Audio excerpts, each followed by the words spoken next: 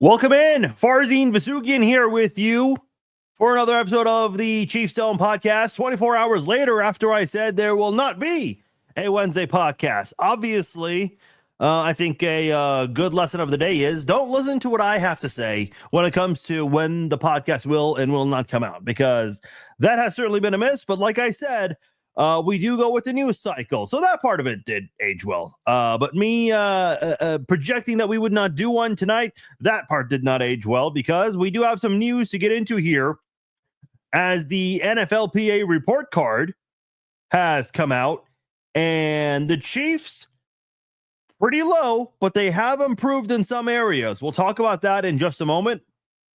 The tush push.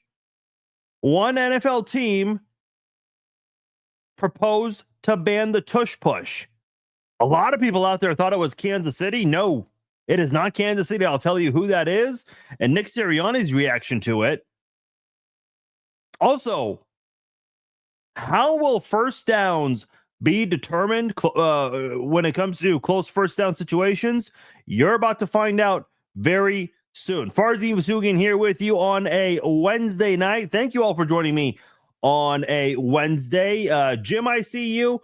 I'm hoping we've got a good viewership for tonight, because I am seeing that Facebook is down, and that's where we have a majority of our listeners.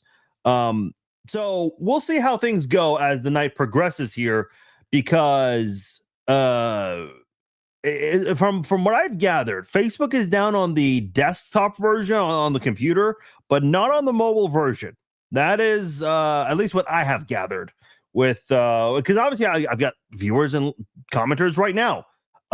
So we'll see how things go. Hopefully everyone's able to catch this. For those who are not able to catch this, if you usually listen through your computer, well, hopefully you guys are able to catch the archive version of the podcast, which will be available immediately after the conclusion of the live version. And by the way, later on in the podcast tonight, we will be joined by Pete Mundo from Mundo in the Morning, host of Mundo in the Morning on KCMO Talk Radio. He's done a really good job of covering the stadium topics between the Chiefs and the Royals.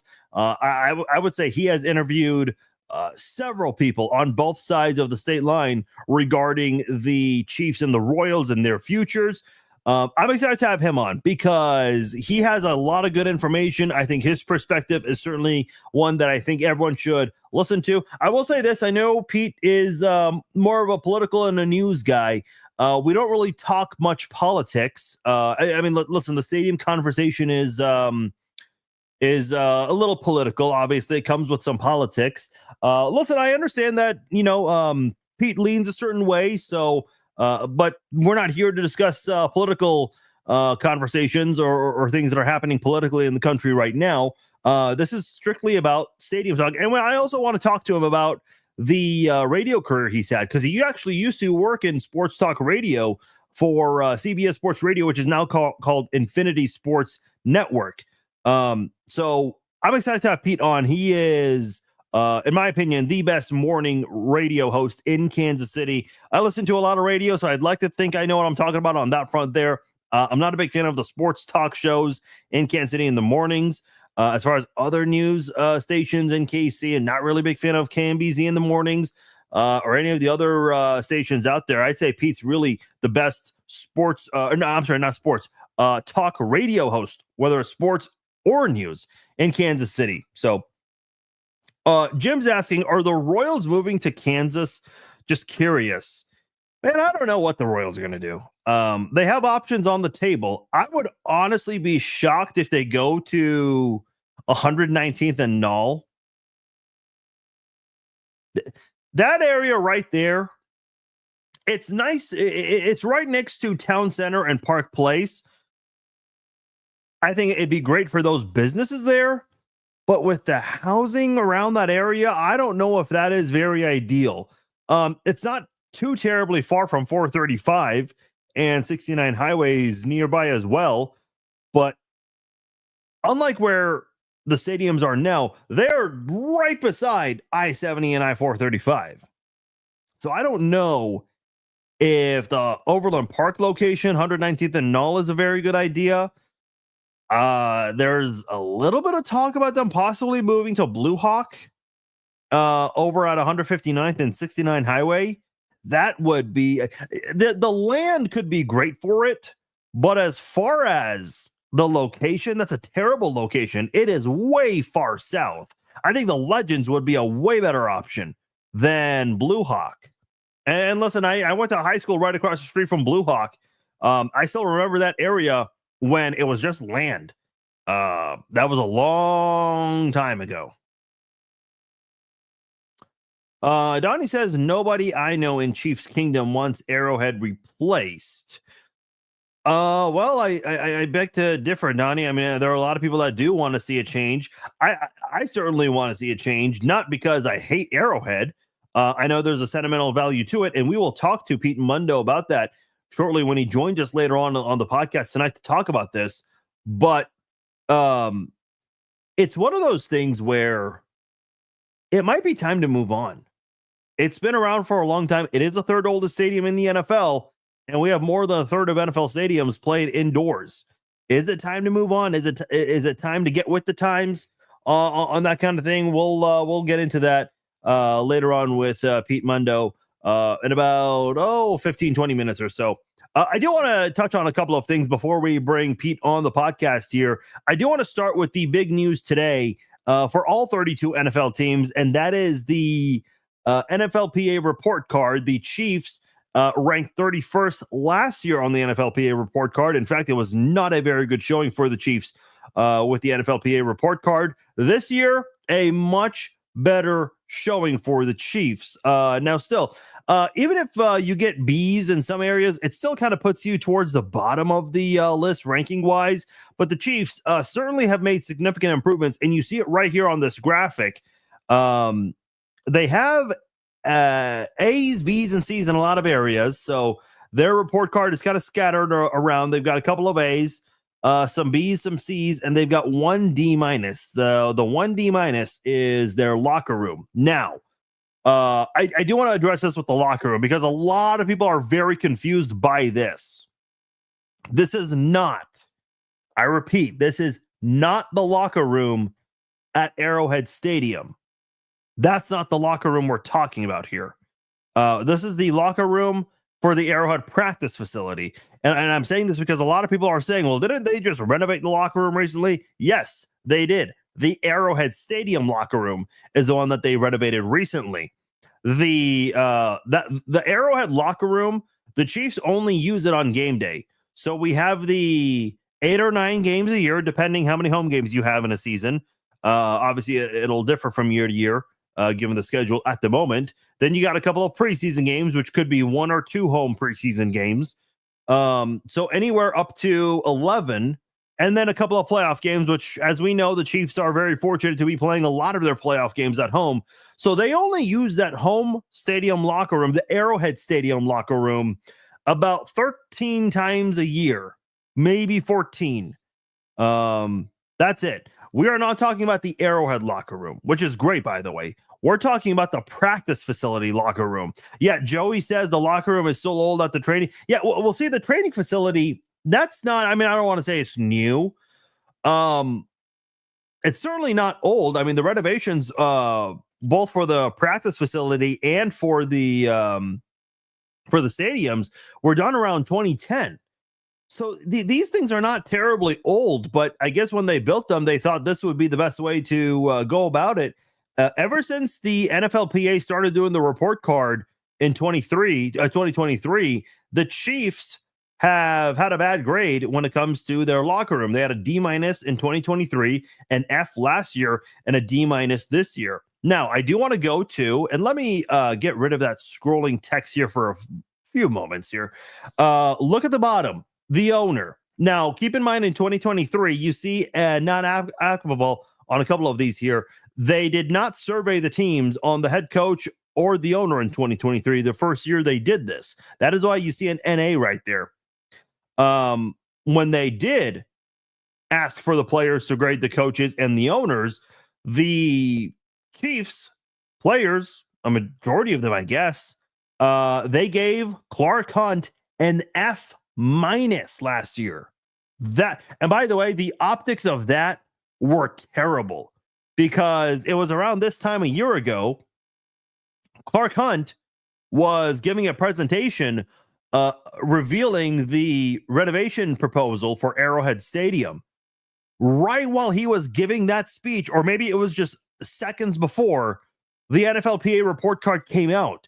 And listen, Clark Hunt is a very, relaxed, calm spoken guy. And even when you see his daughter and his wife posting videos of him online, he's a very calm guy. Yeah, he's not one of those owners that puts himself in the limelight hardly ever. Only speaks when he needs to. So when he spoke to the media after his presentation, he just got word quickly from the PR guy. He's like, hey, Clark, I know you're going to answer questions to the media, but they just gave you an F- in the NFLPA report card. Usually when something like this happens, the PR guys like to take some time to talk to the owner or the coach or whoever's about to do an interview and kind of coach them up on how to answer certain questions. They did not have time for this. Clark Hunt was informed, and I don't know who informed him. Did the PR guy let him know about this, or did he find out through the media? Clark Hunt was not too thrilled about the grade he received shortly after the $800 million proposal, requesting $500 million from the county. So that was kind of a really just terrible luck for Clark Hunt. And listen, even if the stadium thing wasn't a discussion, it would still be a big deal. I guess the optics of it were just 10 times worse because the F- grade came out on Clark Hunt while he was giving a presentation on the renovations.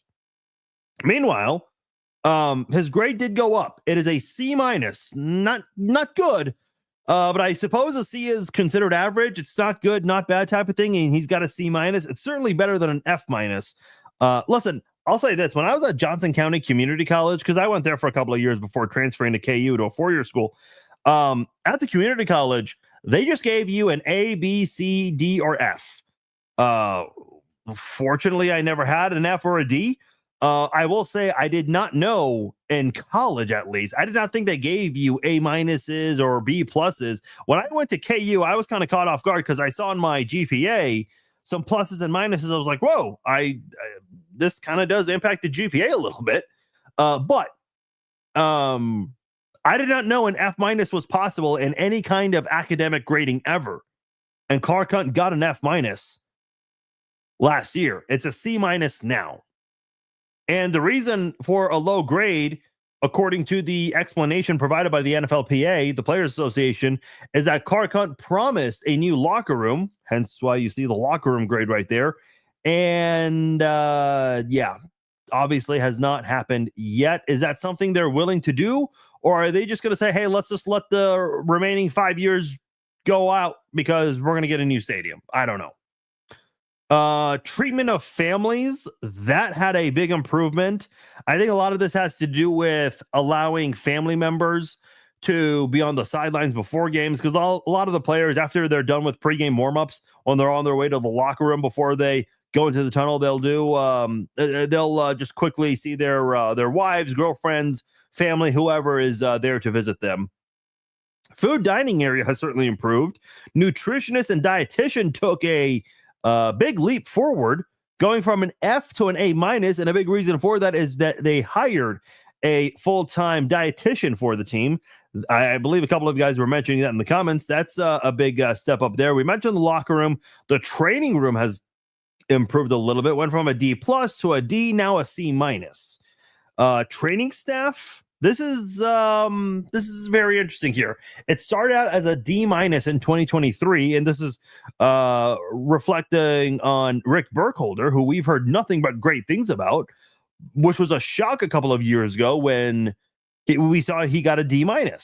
Last year it was an F. And again, keep in mind, Julie Freimeyer got so much love from the community because of her work in helping Patrick Mahomes with his ankle injury a couple of years ago. Now the training staff has a C. Not bad, could be better, but certainly not as bad as it was before. The weight room's always been a C+. The Chiefs evidently have a C+ weight room. Strength coaches, that's kind of gone up and down. Started out A minus, C plus, now a B. Team travel, that has improved. It was an F a couple of years ago. It was a D last year, and it's now at a B. I don't know what changes were made with the travel, but evidently the players certainly feel a lot better about that.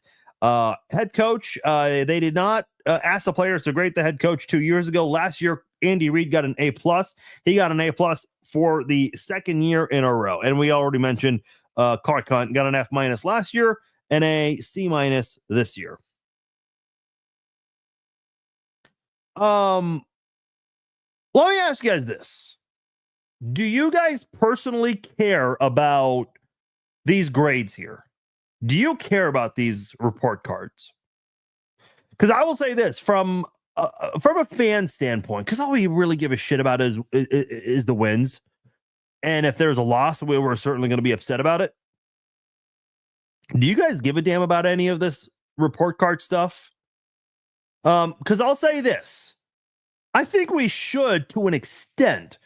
Because, when we see our favorite players here, we certainly want them to be treated well, and we want them to enjoy their time with the team here. And if they don't, it certainly does not look bad. Looks good on the team. Pardon me. Looks bad, in fact. And we've only had this for a couple of years now. This is the third annual NFLPA report card, so this is still fairly new. But I said this last year. Could this be a thing where we see the NFL maybe take this more seriously? Could agents look at this and tell their players, hey, we know they're willing to offer you a lot of money, but they don't treat family members of players very well. You sure you want to go here? Their dietitian's not very good. Their cafeteria is terrible. You sure about this? I saw the Bengals. I've looked through several report cards. The Bengals have an interesting report card because they have an F minus for their cafeteria. Apparently, they don't serve good food there. Some people are comparing it to prison food. And the Bengals also 3 years in a row have received either an F or an F minus for treatment of families. How do you fail treatment of families 3 years in a row? I mean, listen, the Chiefs certainly are not free of any criticism with their report card, but at least they're not failing treatment of families 3 years in a row. I mean, the one thing they've been consistently bad at, according to these grades, would be the locker room. A D minus, an F, and a D minus. Training room, not much better. D plus, D, C minus. I don't know. I mean, we certainly want our favorite players to be treated right, because if they are, it probably will play a factor in them re-signing with the team. And it will certainly play a factor in bringing in new talent to the team. Does it not? I mean, that's kind of the way I see it. Joey says would like to know who the players are. I think like a lot of these kinds of things, those stay anonymous. Although I will say Chris Jones, the week of the ring ceremony last year, he looked at one of the media members who asked about Clark Hunt, and he said, hey man, they gave my owner an F. And for anyone who did that, I got 2 middle fingers for that. And he stuck up 2 birds in the air. And my immediate reaction was, wait a minute. The guys you line up with on that defensive line probably gave him an F minus. Your teammates are the ones who gave him the F minus, Chris. So is that really who you're giving the finger to? I mean, I don't know if that's the message you want to send. Obviously, it didn't end up being a distraction or anything because the Chiefs won 15 games and made it to a Super Bowl.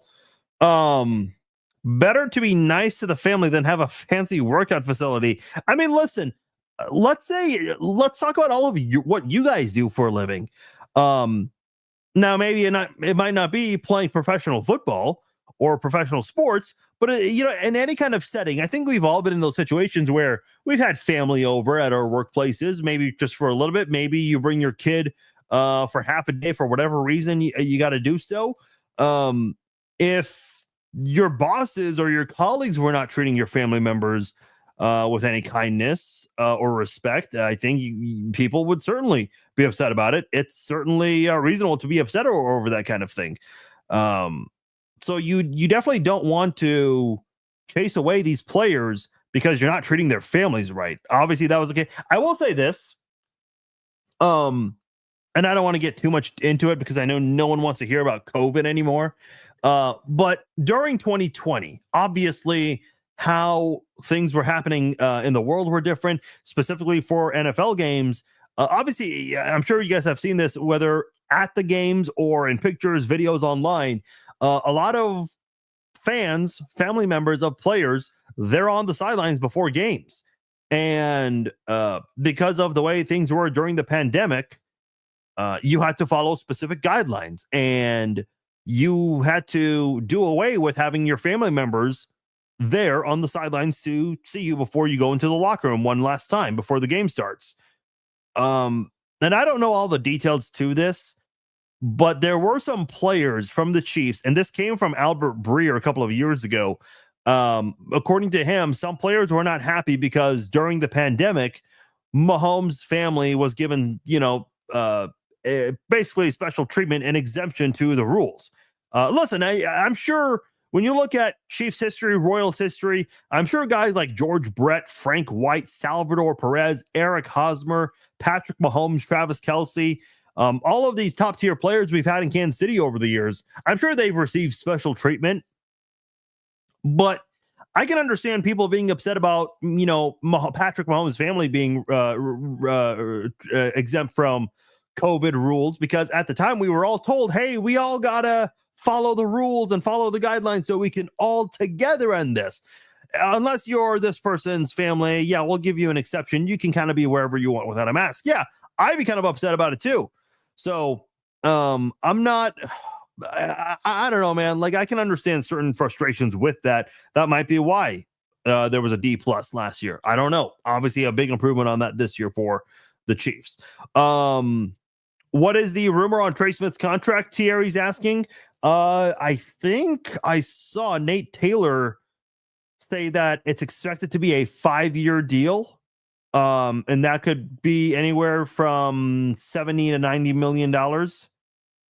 So I don't know. Oh, well, Lee, I'm sorry to hear that. I've met him before. I certainly had a positive experience, but unfortunately, it seems like you didn't. So I'm very sorry to hear that.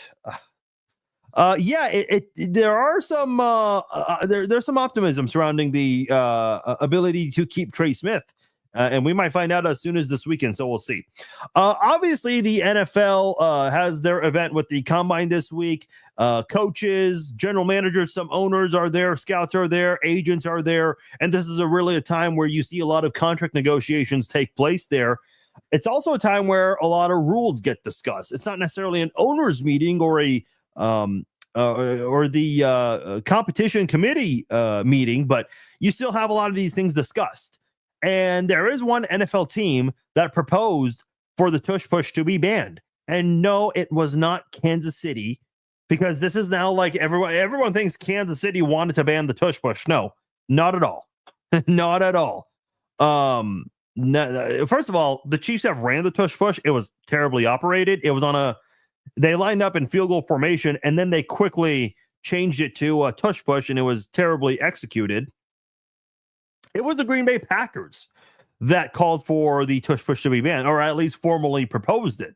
Andy Reid actually was asked about it this week and said he'd be in favor of keeping it and would even be in favor of running it the right way. Obviously, he would run it with a tight end, either Noah Gray or maybe a backup quarterback. They're definitely not doing it with Mahomes after what happened several years ago in Denver. But here's my thing. Why are we banning this? Because there's no statistical evidence that injuries are caused by this. There's certainly no proof of that.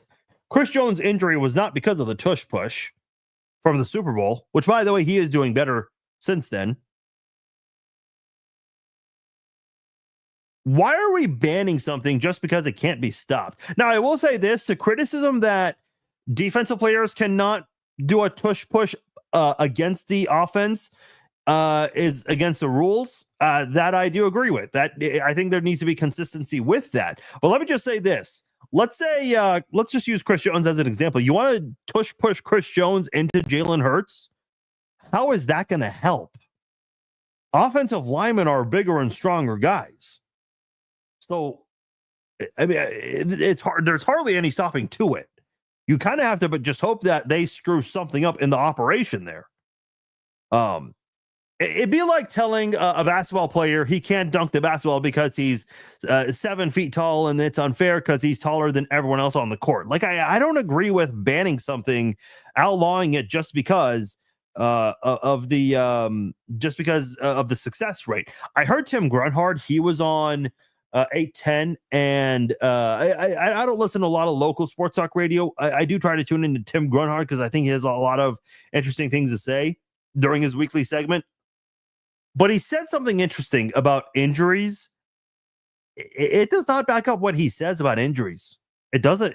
None of that's factual. People say it, but there's no proof of that. Rochelle says the first time someone gets hurt, they will think about it. Yeah, but here's my thing. We're already watching a violent sport. We're watching these guys play a very violent sport here. I mean, listen, the Chiefs will never run a QB sneak ever again because of what happened in Denver several years ago. Yet I've seen Patrick take vicious hits from time to time. Patrick Mahomes getting sacked is far more dangerous than him attempting a quarterback sneak. I mean, listen, he had one freak accident, and I will say this, I have kind of rescinded my stance on that because of the amount of injuries that just happened last year. So I get it. But we'll have to see. Rochelle's asking McDuffie is staying, right? Look, I think he's going to be here for one more year. I'll tell you guys right now, and this is just me, guessing here, because you can't keep everyone. Be prepared if this is Trent McDuffie's last season. Not because he sucks, not at all. The complete opposite. He's a great cornerback. But Karlaftis is another guy you got to think about from the same draft class. You're not going to have the funds to give both those guys a big deal. You're just not. And if you want to get Patrick Mahomes the right offensive line, which is something they're going to pursue this offseason, well, be ready. With Kelce coming back for sure, do you think the Chiefs will try and restructure his last year to save cap? Maybe. The way I see it is, Kelce, we know Kelce, and listen, forget about his relationship with Taylor Swift. I mean, I get where people are coming from. I don't recall her bank account belonging to him.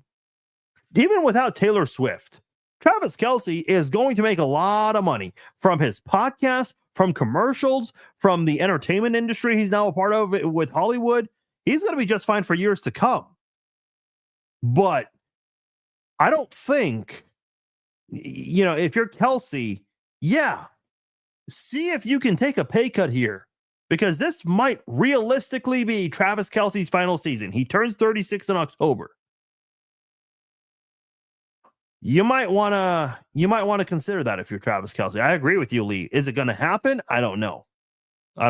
Travis Kelce has been underpaid by the Chiefs for a very long time. He was never demanding a big contract ever. Last year, he made 17 some million.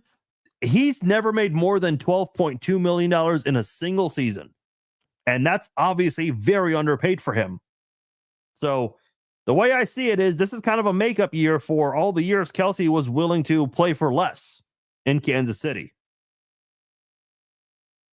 Yeah, we'll see what happens there. The last thing I want to touch on here, remember a couple of years ago when the Chiefs beat the Buffalo Bills in the 13-second game, and they said, the reason the Chiefs won is because they won the coin toss in overtime, and then a week later they won the coin toss in overtime, but they lost to the Bengals. What'd they do? Because the Bills did not get possession, they decided to change the overtime rule to where both teams will have an opportunity to possess the ball, regardless of what happens on the first drive of overtime. And surely enough, the Chiefs won last year in the Super Bowl in the first ever overtime game with these rules, the way they kind of are. Now, against the Buffalo Bills, after the controversial turnover on down where Josh Allen did not get the first down on the QB sneak or tush push, whatever you want to call it, the NFL has announced that they're replacing first down chains with electronic measurements for this upcoming season. The chain gang will still be present on the field. They will still be needed as a backup measurement, more so if the electronic measurement goes down. Sure enough, this will happen in the Chiefs game. You guys know how these things happen, and everyone will talk about how rigged it is because they have to use the physical chain gain instead. That's just bound to happen. You know it. Look, I don't have a problem with this. I get it. You're trying to go and use technology in your favor. Certainly makes sense. But why is it that anytime the Chiefs benefit from something, they gotta change the rule? Because the Chiefs, they wanted to change the overtime rule after losing to the Patriots in the AFC title game.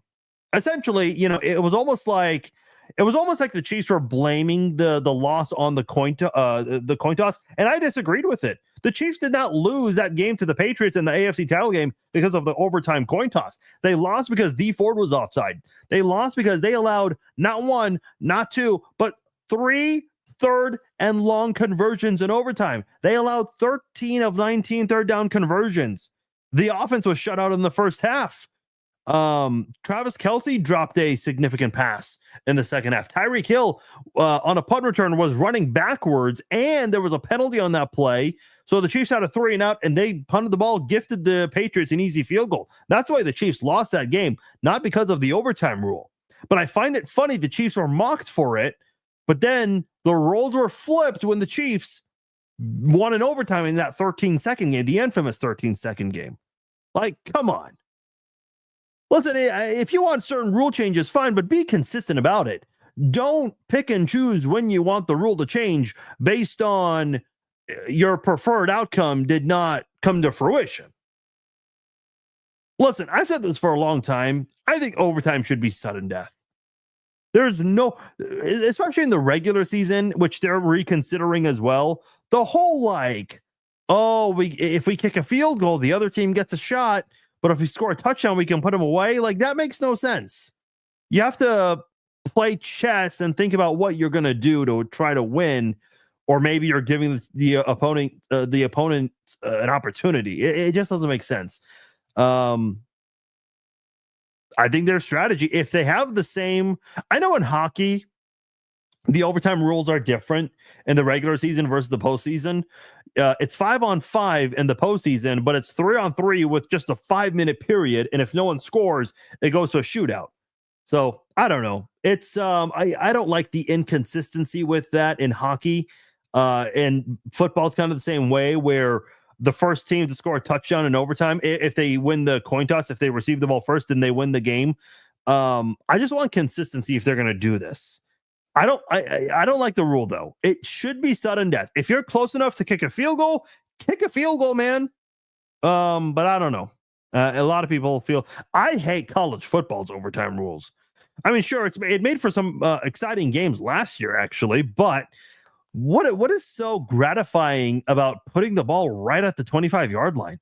Like, you're already in scoring distance. You're essentially 5 yards away. You're almost in the red zone. I don't know. I think the overtime rule in college football is awful. Really, really bad. So we're going to take a quick time out here and talk about my friends over at SeatGeek. SeatGeek is where I go to for my ticketing needs, whether it's sports, concerts, any event that is available on SeatGeek. That is where I get my tickets. The nice part about SeatGeek is when you go through an event and look at the ticket prices, if there's a red dot, that means it is overpriced for that ticket. If there's a green dot, that means you're paying a great price for that ticket. SeatGeek keeps it nice and honest, and on top of that, if you're a new SeatGeek customer, you can put in my promo code FARZINE and save $20 off your first purchase from SeatGeek. Go to SeatGeek.com, pick your tickets, and new customers at checkout can put in my promo code FARZINE for $20 off their first order from SeatGeek.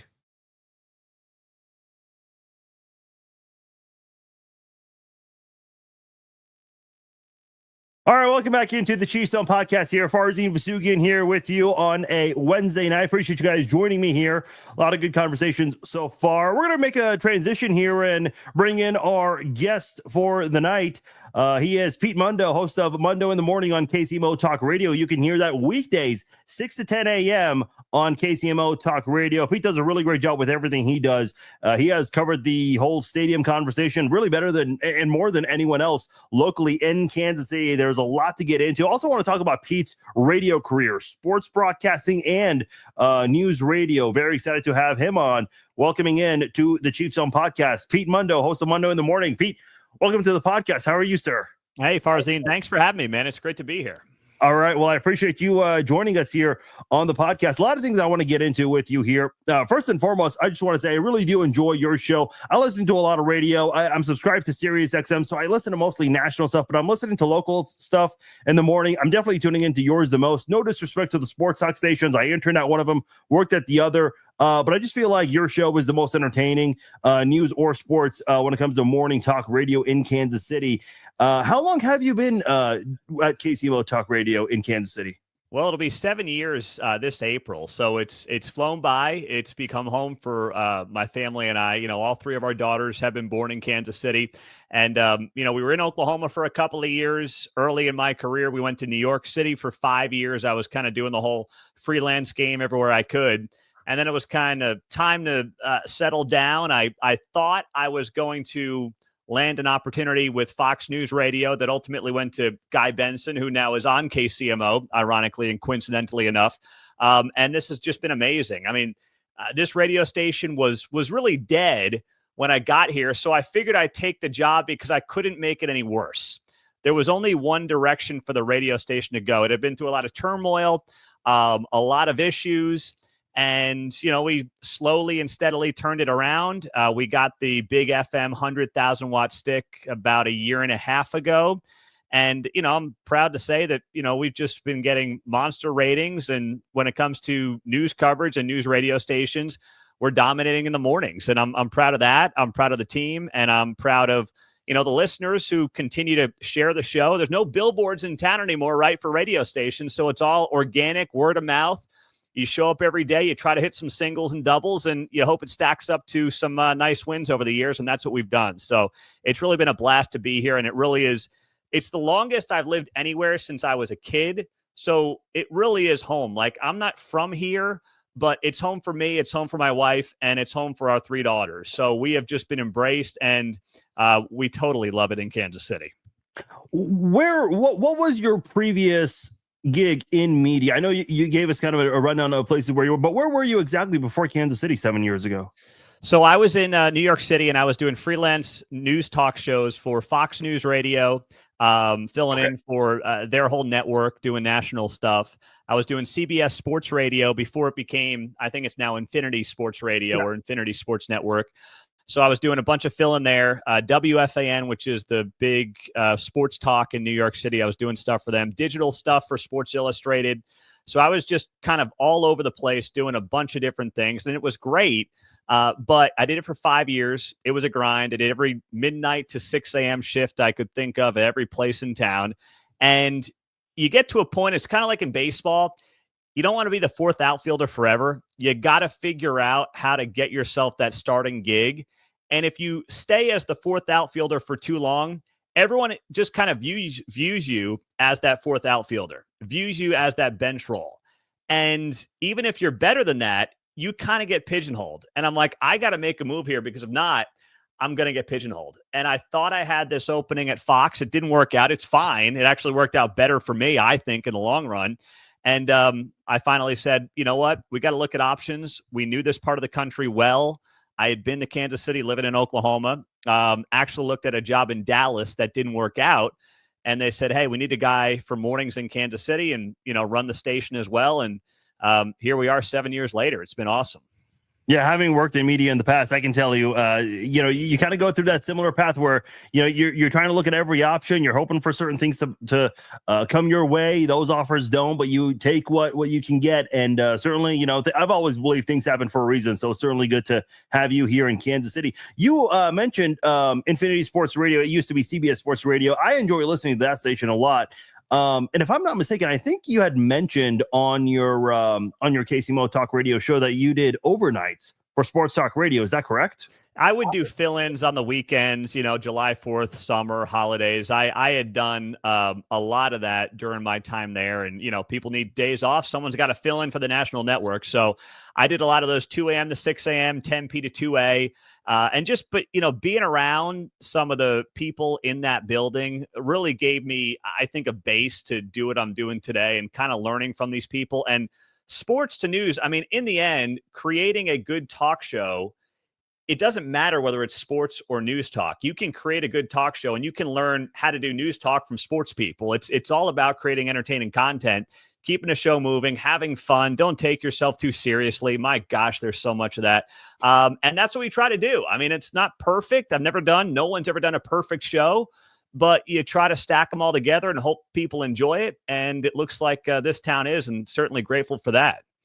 I do want to go back to that comment. I love how you worded it, the way you phrased it. You said the fourth outfielder. I actually like the fourth outfield. I like to call them the hustlers in media. I mean, listen, you're Colin Cowherds, you're Chris Mad Dog Russo, all those big guys, Rich Eisen. Those are always great guys to listen to. But I always really like listening to guys who are on at night, if I'm out and about late at night, overnights, or guys on the weekends, because those are guys who are working multiple radio jobs. They'll do, part-time fill-ins during the week in their local radio, and then they'll do national radio on the weekends. I don't know why. I just think those different voices that you hear, that you don't hear from often, those are always interesting to listen to, because you hear from those big guys I mentioned earlier. You hear from them frequently, but when you hear a different opinion, a different voice, someone that speaks up on whatever subject is going on, those are always more interesting to listen to, I think. Yeah, well, you're kind of listening to somebody figure out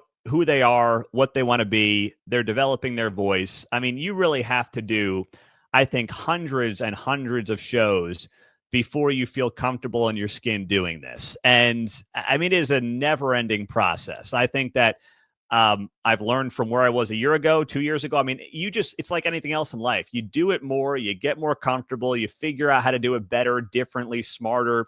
But you also got to be kind of rethinking where the landscape is, where media is, what people want from their shows right now.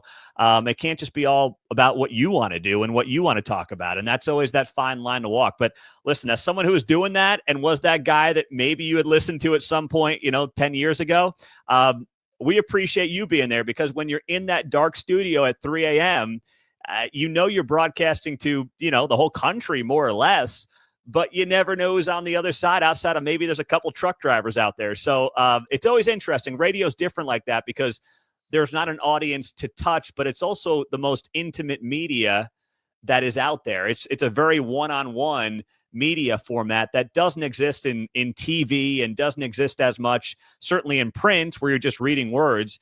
You are on the other side of that microphone talking to one person. They're engaged. They're listening. You're their friend in that moment. And I think it's always important to keep that in mind. When I did part-time for producing and co-hosting in Kansas City for 610, I think they've rebranded. I think it's called 96 to 5 Fan now. I would fill in whenever needed, and then I definitely would fill in on holidays. I will say this: I used to work for the Royals as part of their media production team, and we had a game that went into extra innings and had a rain delay, so I didn't get home until 3 a.m. that night. And it just kind of occurred to me, because I'm listening to ESPN radio, there's obviously someone talking. Surely there are people listening, and there are more cars out there than I think a lot of people realize. The idea, I mean, surely you don't have as much listeners as someone at 3 p.m., but there are still people listening overnight. I think some people would be surprised at the numbers that some overnight hosts would get. Oh, absolutely. Listen, it's a great place to be if you don't mind the lifestyle. It's actually an awesome place to be, because oftentimes, especially in sports radio, you're the first person to react to whatever happened that night in sports. Yeah. I think about that. No one really, it's like, oh, I got the graveyard shift. Yeah, but you know what? I mean, I did some of those Black Friday, Thanksgiving nights. You're the first guy talking about, the Thanksgiving football games in many cases, Black Friday, huge college football day. I've got the Friday and the Saturday morning shift. You got Ohio State and Michigan the day before. I mean, there's a lot of things that are, if you're a sports fan, compelling about that time slot. It's just tough on the body. And obviously it's not the most prime time. But yeah, I mean, you're right. There's plenty of people that are up, especially when you're talking about a national show where you start at 2 a.m. on the East Coast, but that's only 11 p.m. on the West Coast. So you've got different audiences that you've got to cater to and figure out how to put on the best show. It's harder than it probably sounds. I know you've kind of answered this already, but I did want to talk about your transition, leaving sports talk radio and getting into news radio. That's a pretty big transition. If I'm not mistaken, I believe you're also the program director. We see this in some radio stations where you might be a host and also a program director for the same station there. What has that experience been like for you overall, transitioning from sports to news? Well, it was, I think, fairly seamless because I was always a news political junkie. And there was a moment I was doing a fill-in show at CBS Sports Radio in maybe summer of 15. And Trump was the new hot, shiny object. And he was coming down the escalator, and that 2016 cycle was starting to heat up. And I'm doing an overnight show, and, you know, you're taking callers, and some guy calls in from Philadelphia, and he asks about, like, I don't know, backup quarterback, third string wide receiver, something. I was just like, I wanted to say, I do not care. I just don't care. And I was probably 25, 26. And I'm like, you know what? If I'm saying that at 25, 26, what am I doing? I mean, my interests are only going to grow on the news side. I'm not going to be sitting here at 45 wanting to talk about, you know, in the middle of summertime, backup quarterbacks for the Philadelphia Eagles. I just don't care. The political scene was very hot. And frankly, I also said to myself, how am I going to cut through right now in sports media, in sports radio, where there's a million guys like me? News talk radio did not have really any young blood. It still is lacking in young blood. And here I was saying, you know what? I've actually got a different perspective. I'm way younger than anybody who is doing this, or a lot of people who are doing this right now. I've got a passion for it. I'm not making it up. I'm not phony about, you know, what I believe.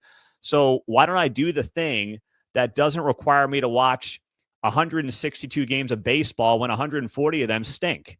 And that's why I made that transition. So I got in at Fox News Radio in New York. I started doing some fill-in shows for them. Alan Colmes died inauguration-ish of 2017. And I was doing a lot of fill-in work for them. They were considering taking the show. It was a 6 to 9 at night national show in a younger, more conservative direction than Alan was. And Guy Benson got the job. He was already on TV, so it was easy for them to cross-promote. And he's great. You know, he's a friend. He's doing an awesome job. I'm really happy for him.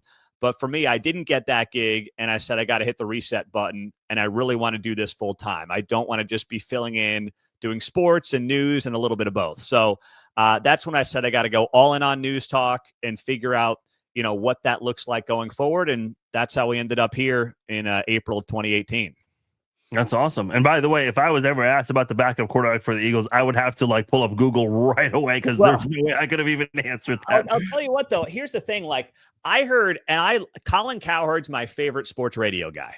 Yeah. I think he is so talented. I think he gives you unique perspectives on topics that you don't get anywhere else.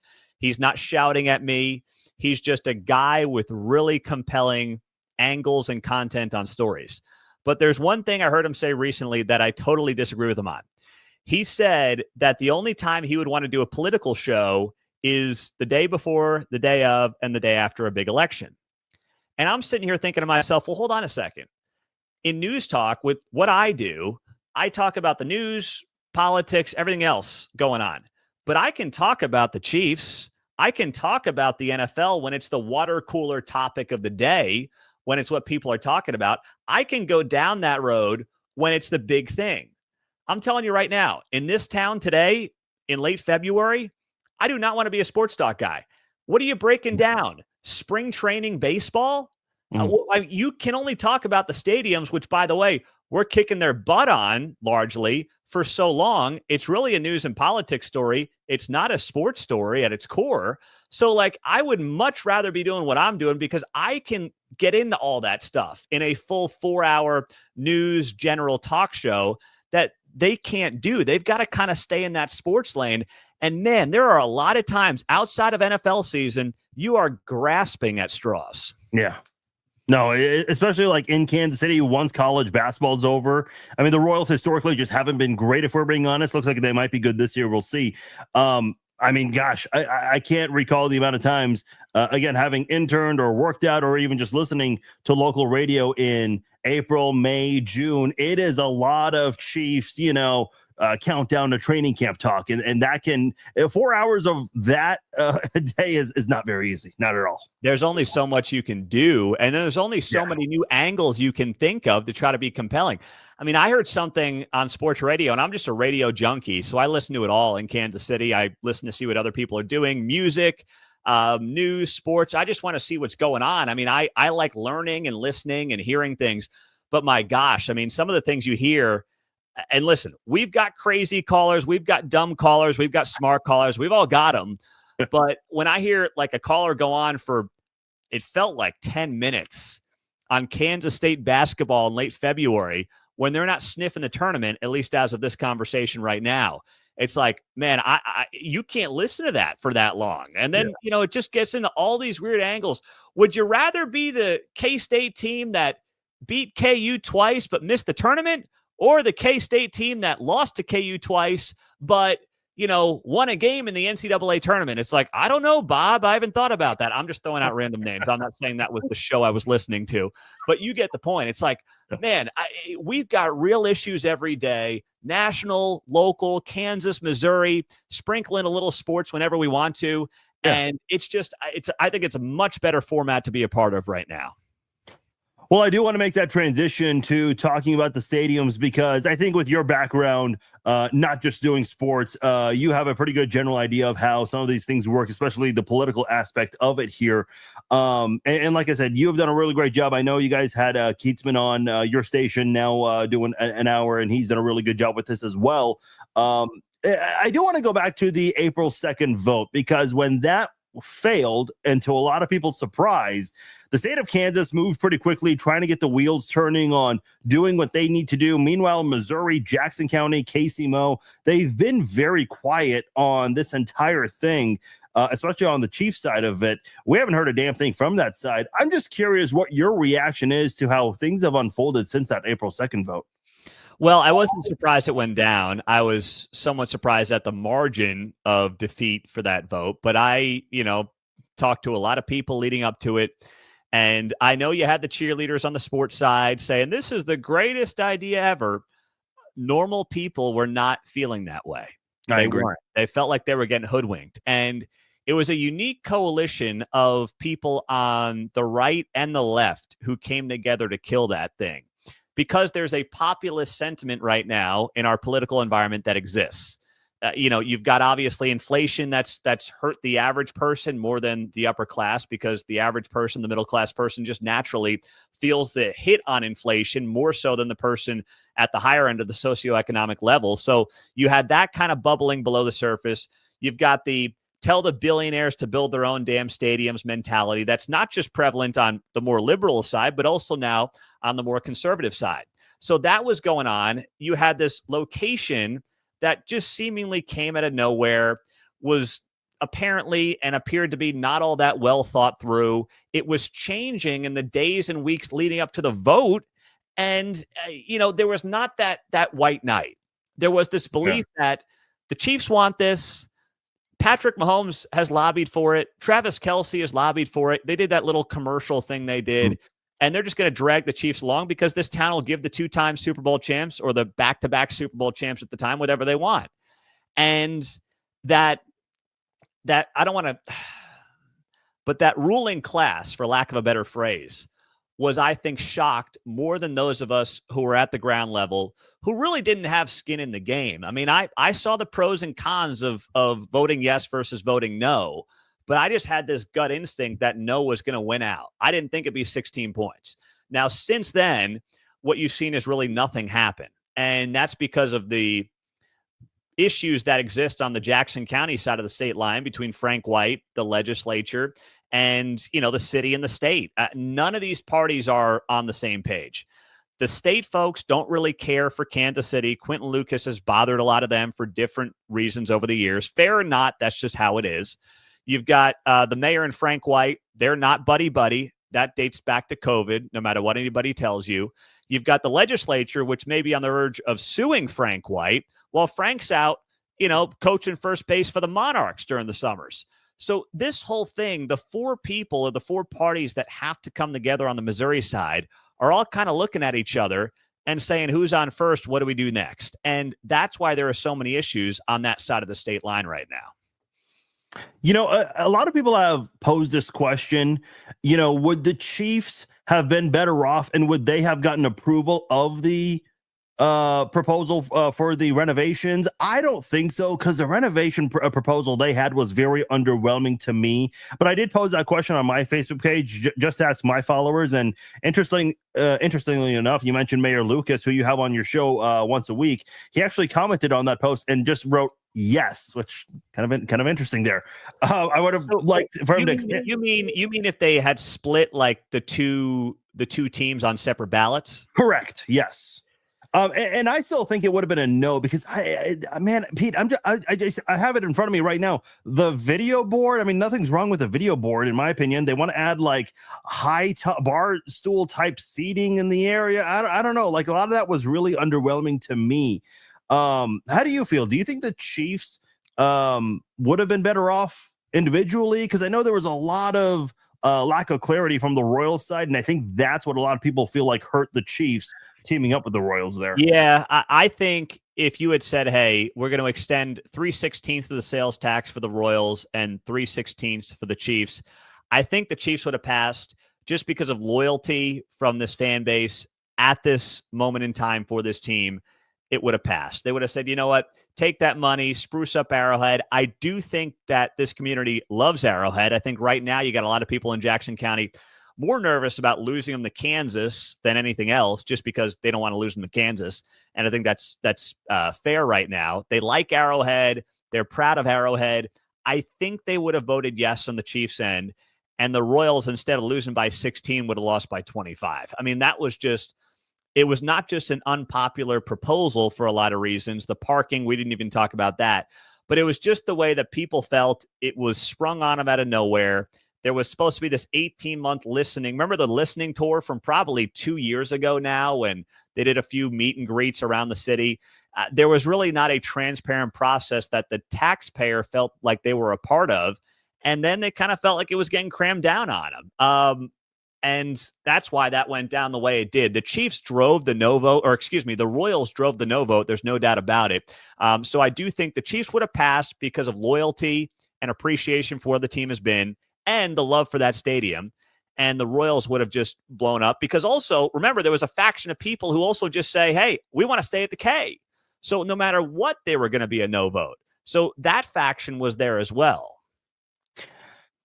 Couple more questions with Pete Mundo, host of Mundo in the Morning on KCMO Talk Radio. Appreciate the time you've been giving us, Pete. The mayor, a lot of people criticize the mayor for not endorsing the vote until a couple of days before the election.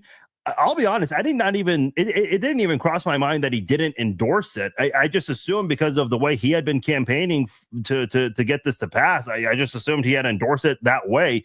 I don't know if we needed like a formal endorsement from him, but there are some people blaming him on that. Do you agree with that criticism? Well, listen, he kind of had no choice down the stretch. He thought whatever political capital he had, he should use on the stadiums. But it was half-hearted. I mean, I remember watching the video, and I've known Quentin Lucas since I got to town. He was a councilman. He's been coming on the show every week on Thursday mornings at 7:30 for 5 years now since COVID. But I've known him since I got here. And, listen, we disagree on a lot, but I think I'll speak for one side of it. I think we have a good relationship, even when we disagree on things. Yeah.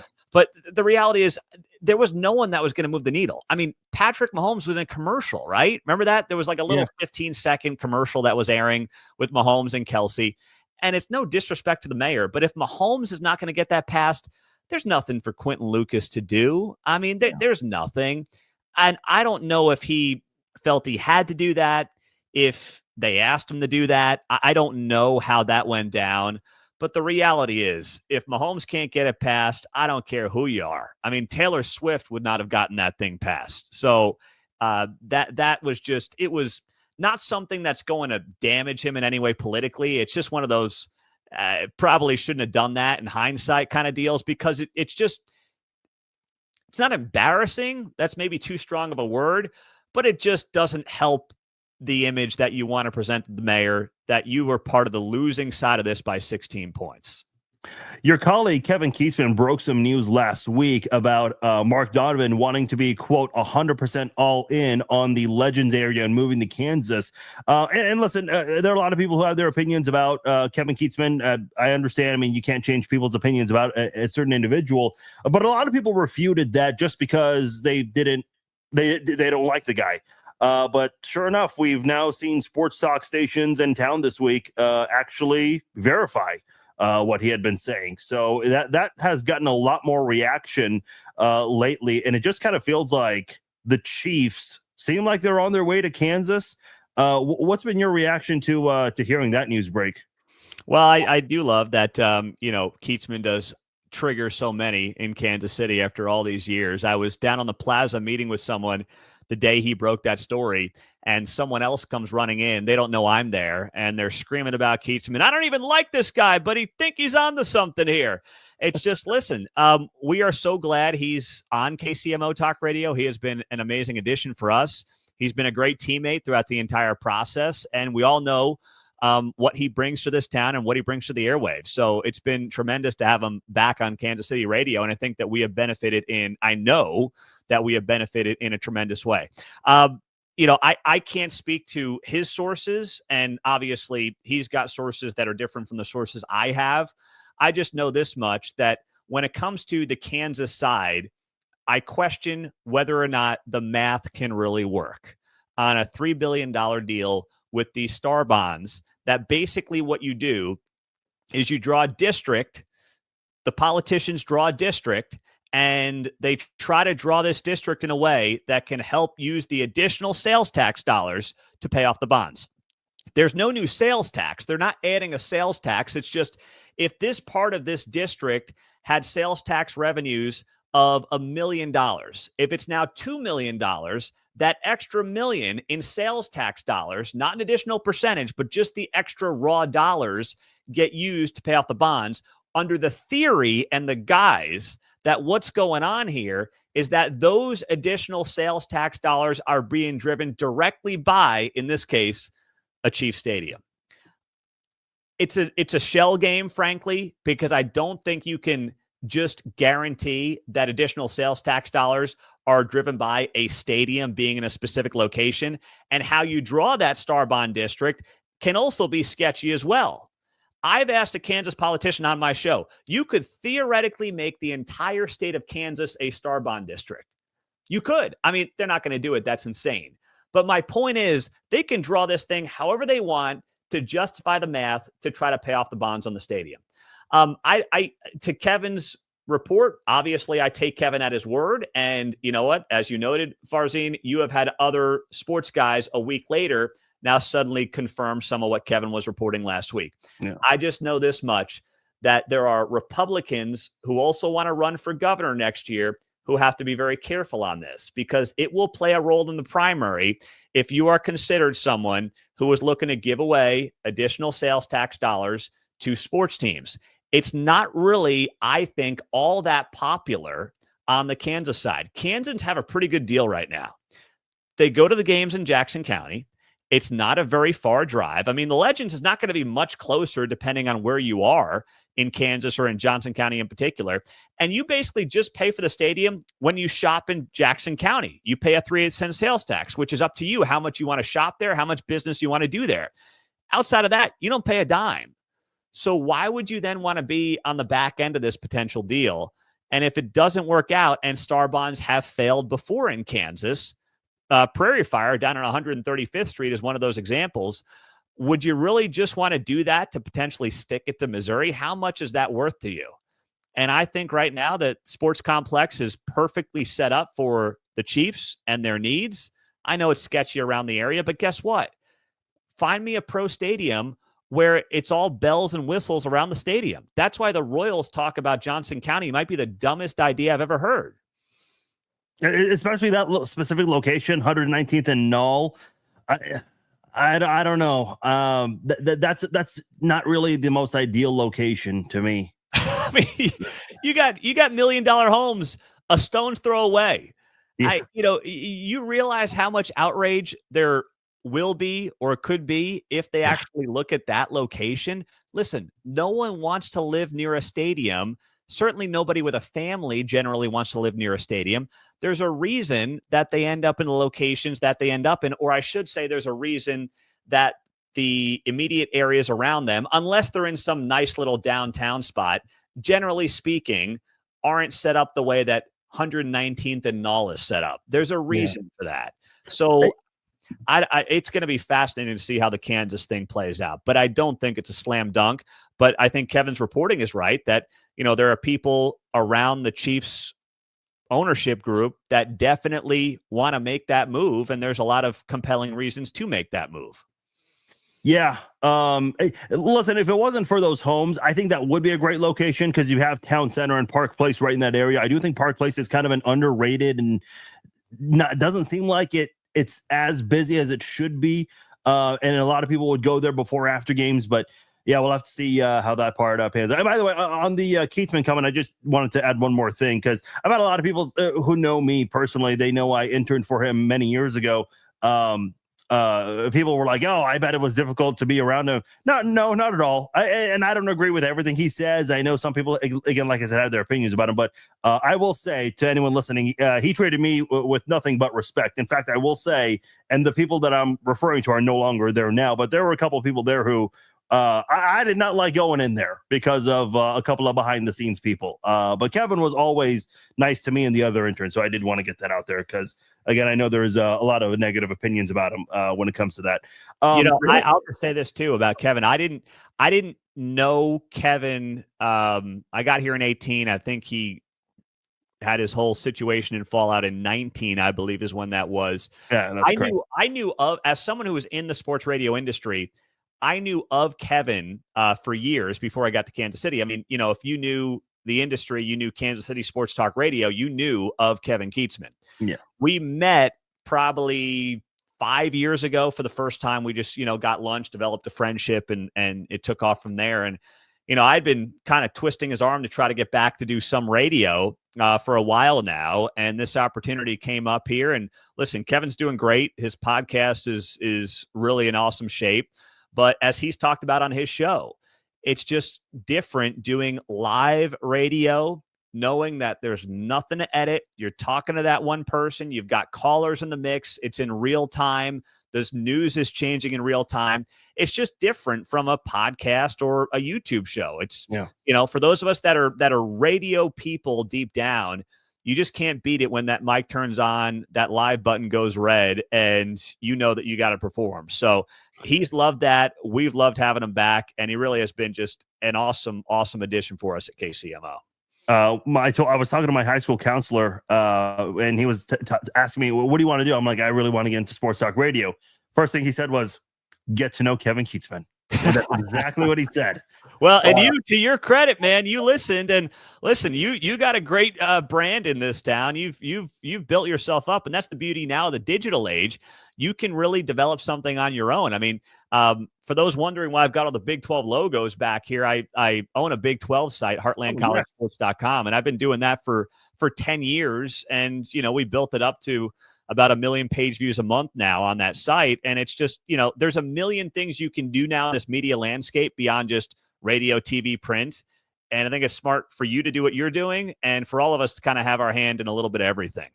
I actually was going to give you an opportunity at the end of the podcast to let you talk about that, but you kind of beat me to it. So heartlandcollegesports.com, if anyone's interested, hearing some local college sports talk, that's certainly the place to go.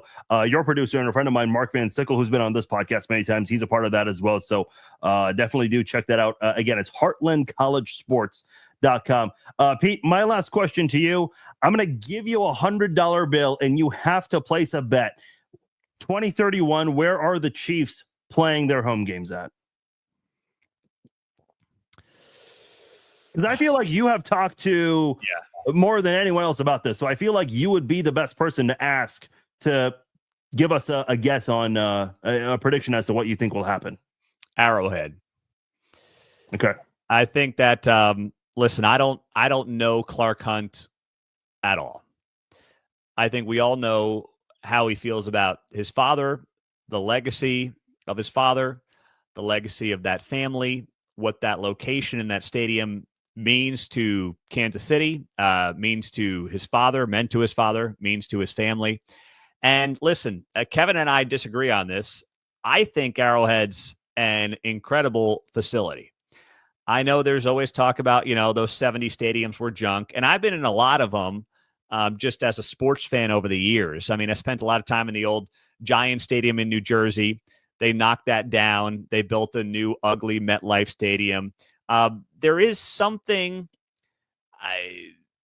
romantic, I guess you would say, about the stadiums from that period. I believe you can say they're just pieces of concrete, but listen, they're pretty damn good pieces of concrete. And, sometimes we overthink this stuff. There's a reason Arrowhead is the way it is, the way it's kind of crammed in. It's built down into the ground a little bit. It's not, made for wheelchairs like all these stadiums have to be right now. It's more obviously on an incline that helps with the noise. All these things are benefits, by the way, to the Chiefs. And one of the reasons they have great home field advantage. And I know that that's not make or break. It's so much more about concerts and Final Fours, and maybe there's that one Super Bowl. But listen, will the Chiefs get a Super Bowl if they get a new stadium in Kansas? Yes. They will get one. They're not going to be in the rotation of Super Bowls. They'll get one in honor of Lamar and as a courtesy to Clark. That'll be it. I don't think you do that move for one event and one game. They're building up the concert venue, or they're building up the concert rotation for Arrowhead in the summer. That's when a lot of those stadium shows are done anyway. No one's doing stadium shows in the middle of winter. So you've got an option, I think, for stadium shows. You're building that clientele. You've got great location when it comes to highway access. There's a lot to like. Is it perfect? No, it's not. But I just, if I got to bet right now, and I'm hesitant because of the Missouri politicians and the Kansas City and the Jackson County politicians, but if I had to right now, I would bet on things for the Chiefs staying at Arrowhead. Pete, appreciate the time. It was good to talk to you. I've been wanting to do this for quite some time, and I thought now would be the perfect time, especially with the conversation really ramping up lately. If you guys want to listen to Pete, listen to Mundo in the Morning on KCMO Talk Radio and 95.7 FM, 710 AM. And if you want to give him a follow on Twitter, it's at Pete Mundo. Mundo is spelled Mundo. And once again, if you want to check out more of his sports talk, it is heartlandcollegesports.com. Pete, this was a lot of fun. We got to do this again sometime. Thank you again. We'll definitely be tuning in, and we'll have to do this again sometime. Yeah, Farzine, whenever you want, man. Happy to do it. Thanks for having me, and keep up the great work. All right. Appreciate it, Pete. Thank you. Take care. That is Pete Mundo, host of Mundo in the Morning here on KCMO Talk Radio. We're going to go ahead and wrap things up here on the Chief Zone podcast. Appreciate all of you guys downloading and listening to this episode. And for those of you watching and listening live, appreciate all of you guys as well. If you missed any part of the show during the live stream, it'll be archived very shortly on Facebook, YouTube, Apple, Spotify, anywhere where you can download and listen to a podcast. So check that out. Otherwise, I will talk to you all later. Take care.